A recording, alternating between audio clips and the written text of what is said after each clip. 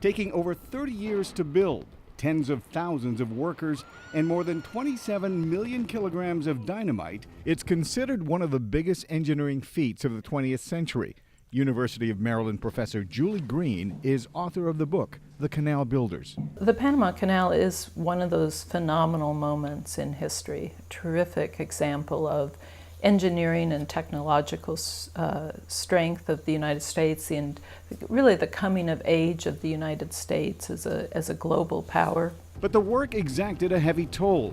By the time the first ship crossed the canal, nearly 26,000 workers had died, some from accidents, many from malaria.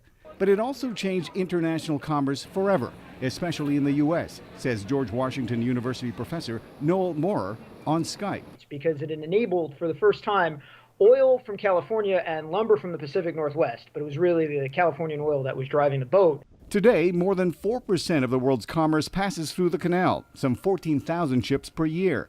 But the canal's locks are now too small for much of the world's container fleet and the largest oil tankers. Transportation expert Rodney McFadden says bigger ships can be more efficient and more profitable. They carry more cargo for about the same amount of money per mile.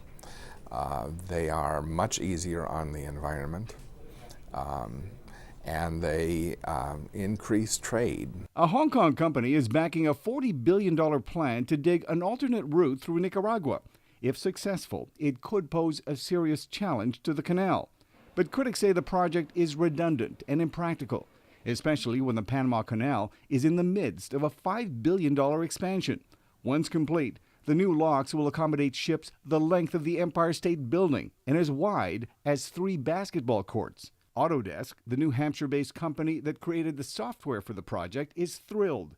Not only has the expansion created over 250,000 jobs, once finished, it will create thousands more around the world, says AUTODESK spokesman Paul Sullivan on Skype. The ripple effect here is interesting because once this canal is completed and these ships are able to transit the canal, you're going to see a lot more cities around the world competing for improving their ports so they can support those larger ships.